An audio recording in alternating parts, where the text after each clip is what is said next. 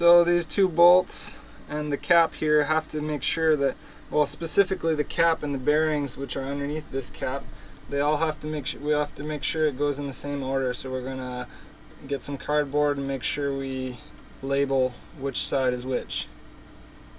So we're keeping close attention to our little notch here. That's where the bearing goes in, and that's on the top. So we need to make sure this goes in like this and not the opposite way. So we're making a little diagram to make sure we get it right. As you can see, the bearing has some scratches in it. Normally, I believe that would mean that you should change out the bearings, so we do have some new bearings. But luckily, our crankshaft is smooth as a baby's bottom. So that's really good. That means, at least on this, where this connecting rod is connected, it's nice and smooth. There's no scratches, which means we don't have to replace, so far, we don't have to replace the crankshaft. So that's really good. So normally the connection rods have bolts, threads sticking out of the actual rod itself, but ours are bolts that bolt in through the cap. So I don't have to worry about putting rubber hose around them to make sure we don't scratch our crankshaft. So what we're going to do is I'm going to turn the engine over and send it so it pushes the piston all the way up, or as far as I can get it.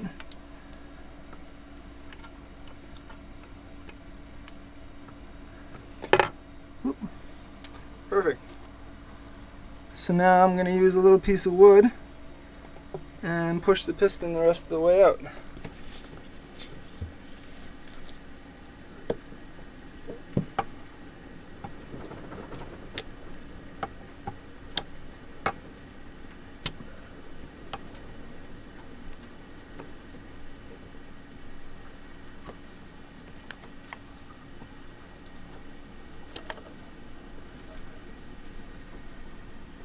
So here's our dirty old piston.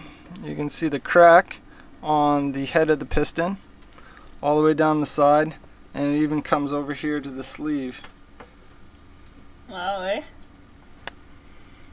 I'm not seeing the parts that actually broke off. Oh, I think it's over on this side inside, but we'll find out when I remove these retaining clips and pull the whole thing out. By the way, a beautiful brand new piston from Yanmar is only $115, including the rings.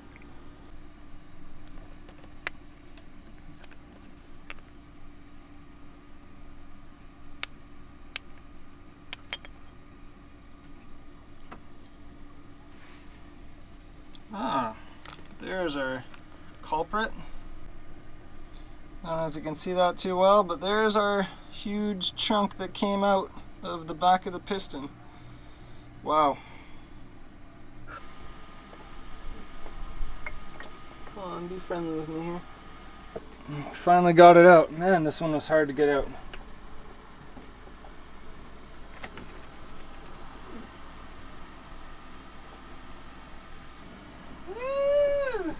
Piston number 2. Alright, same thing. Front of the engine is pointing forward.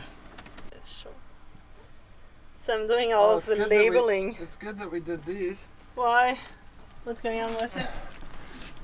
The oil rings are fine, relatively. They're a little bit cruddy, but the actual piston rings are stuck. So we are losing compression around this piston as well. Wow. So they're stuck closed. That might be fun to remove. Just trying to get the excess carbon off the top of the piston here and the skirt, or where these rings go, and it's getting pretty cleaned up. You can see where the actual fuel gets injected here. It's a little bit bare, but yeah, it's cleaning up nice. And as you can see, the rings, some of the rings have loosened up. The top ring that was jammed has come undone from spraying WD-40 in it. So I'm gonna remove the rings and then try to get that last one out that's still jammed. You want to be careful not to scratch the side here, and lift off the ring and pull it all the way out. I should probably have done the top. I'll probably do the top ring first, actually. This one back. So we'll do the top one. Actually, this one's jammed in there on the back side, so I'm gonna have to WD-40 them a little bit more, just let them soak, and hopefully these rings will come loose so I can pull them out. Gotten the excess oil. There was a bit of grit down there as well, so there's definitely a bit of metal filings and stuff that we're going to have to wash out of the rest of the engine.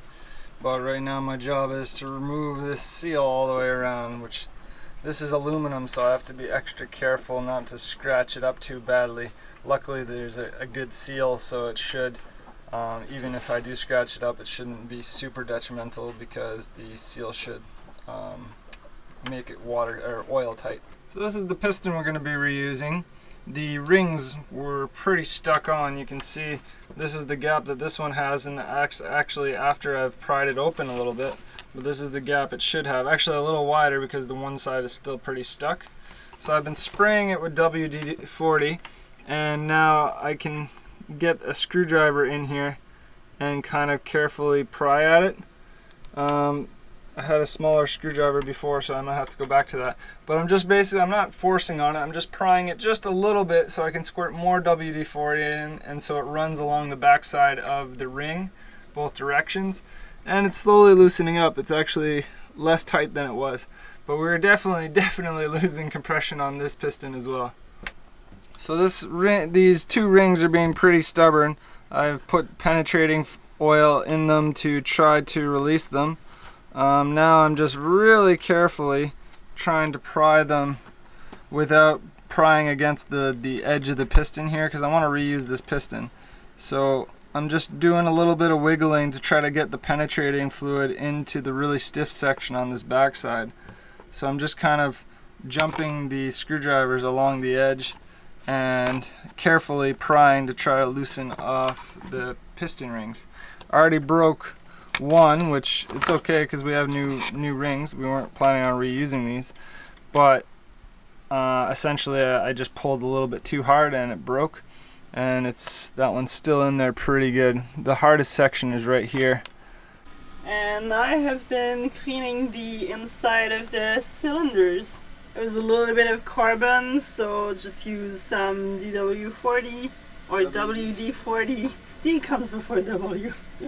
And cleaned it up with as well a Scotch-Brite. I think I found a careful but effective technique. So what I'm doing is I'm holding the screwdriver ahead, and I'm prying on an angle and just slowly moving the screwdriver. As I pry, I move it a little further, I pry a little more, and just keep moving it along. You want to show us our patented tools that we've made? So we've got our rings and pieces. They're really seized on, and we've been spraying WD-40 and that thing, PB Blaster, that stinks. And so we've been trying with this little tool there and prying them off, but it's kind of flimsy. So Corey started sharpening this little thing here, and so a piece of the ring. So all you got to do is grind down the inside edge of the ring and dull the edges a little bit. I'm using a file to do it, and it seems to work pretty good. Gently insert it in this little groove, and then you kind of get it under in the places that it's totally jammed. And this is usually a two-man job, but you pretty much just like kind of, actually now that it's going, I can do it by myself. But just pretty much gently tapping, and it's raising the ring here. So we're slowly starting to have it come off. Many hours later. Yeah, no kidding. Hopefully not days later. But like Corey says, we're getting somewhere. Corey stole my fun. He sent me to the galley, and look what he did. Broke more pieces of the ring, but it looks like it's working, because now this one is pretty much almost out. So I'm just gonna keep tapping away here. I'm using my fingers as a buffer in case I miss the end. I don't want to hit the side here. It's almost out. And we got it. Look, one ring down, one to go. Man, they were stubborn. Cleaning up the piston and more specifically the ring gaps for the new rings. There was tons of carbon in there, so it took me a while to clean it up. I've been using some old broken rings with a bit of tape on it to save my fingers, and just wiping it down with, I take that and wrap it with paper towel and fit it in between the grooves and just keep wiping. So I'm not putting the rings on right now because I still have to place them inside the cylinder to make sure the clearances are good. But essentially I just wanted to go over the fact that they go on a certain way. And so for us, it's slightly different oil ring where you have this little coil. You put this one on in the bottom layer, and then this thing goes on top of it. It's a little different than a lot of the other oil rings I've seen where you have this corrugated oil ring and then one small ring on the top and one on the bottom. This one's one piece.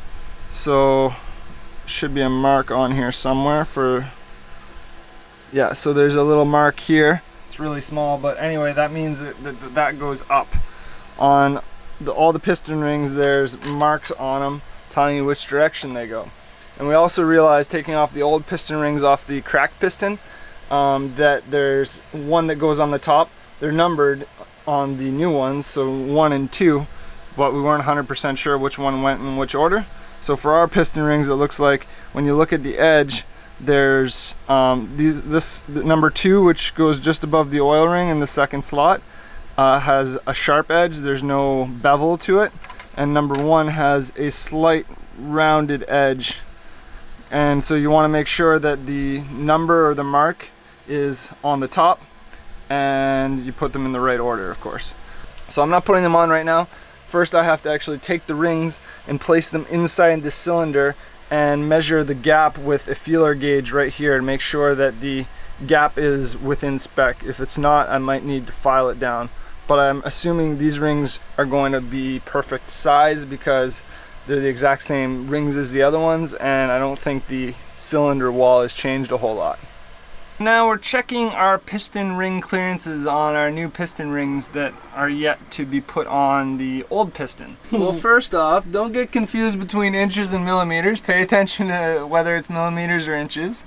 And secondly, we were measuring all of our ring gaps in the first cylinder, but that one's going to be the new cylinder, so I should be checking the rings on the other cylinder here. And thirdly, we weren't actually measuring the end gap, we were measuring the ring to groove clearance. Yeah, so you want to make sure to check the right specs when you're doing it. Alright, so it seems like 0.4 is our biggest gap that we should have, and it goes in, but it's hard to kind of move. When I put it in 0.38, it moves freely. So I think it's like 0.39, 0.4 at the most, but probably closer to 0.38. This one's just a hair bigger than the other one because I can kind of move this one at 0.4. But yeah, so it's kind of on the limit of what these rings can do, but they're still within spec, it seems. So now we're measuring the ring to groove clearance.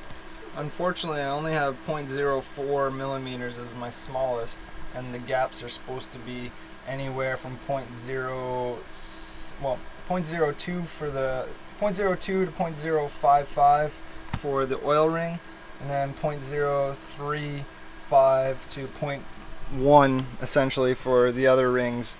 They have different ranges, but essentially that's the range I need. So I don't really have small enough one of these, but it's giving me a rough idea. Like in general, it seems like they're all within spec. You know, like this one's pretty darn close to 0.04, which is fine for ring number 1.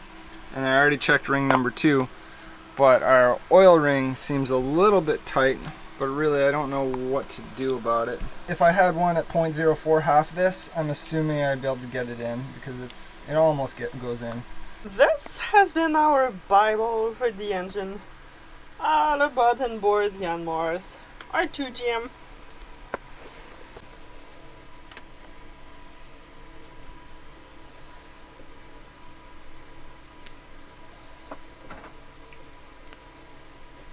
So we have our oil ring here. There's a little mark there, so that goes on the top of the piston. Our piston's upside down, so I'm going to flip it over.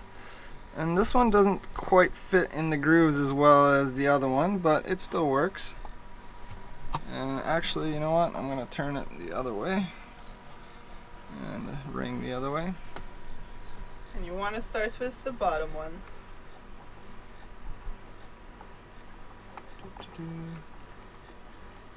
Get the little spring in between.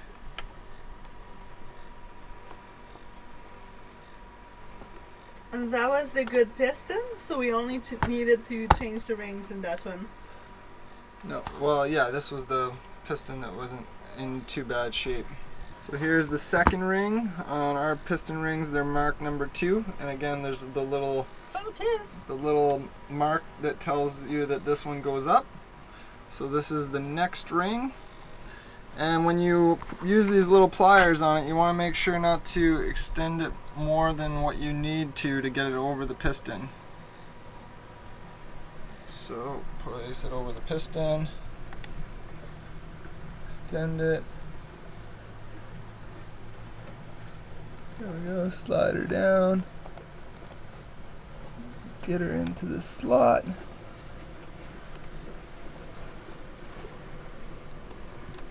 And that's it. Now the last piston ring.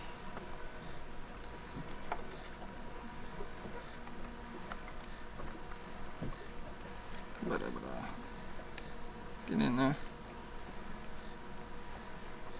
There we go. And you want to, when you place the piston rings in, you want to make sure none of the gaps are lined up. So there's gaps on all these rings. Is that dirt? No. Okay, so you want them at 120 degrees from each. So that oil ring is there. Then we'll put the other one somewhere there. And the top one will be somewhere there. So you don't want any of the gaps to line up. We are now flushing the crankcase area, both the crank and the camshaft, from the underside of the oil pan. And I'm also flushing right now. I'm about to spray some brake cleaner. We're using like 3 cans of brake cleaner on the engine to make sure we get rid of any metal debris or any debris, get it as clean as possible inside there. So for now right now I'm about to spray the connecting rod travelers, the things that connect to the camshaft. And it stinks! Going for can number 2.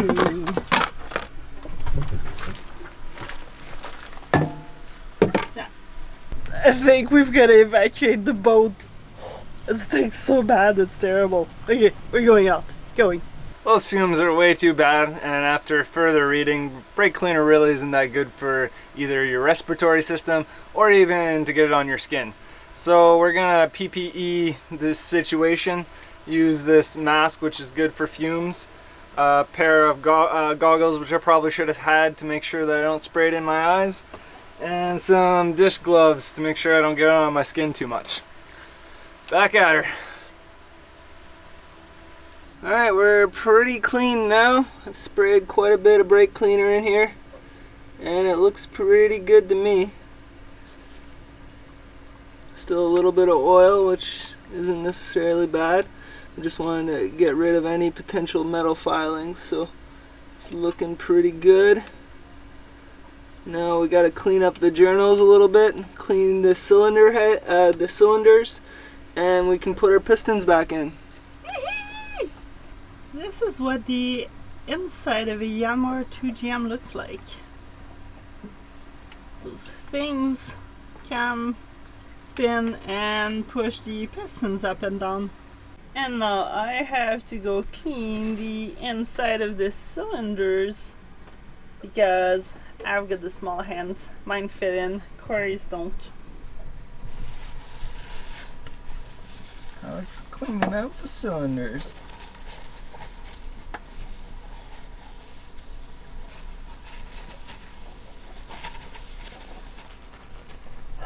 It's getting pretty clean, there's not much left.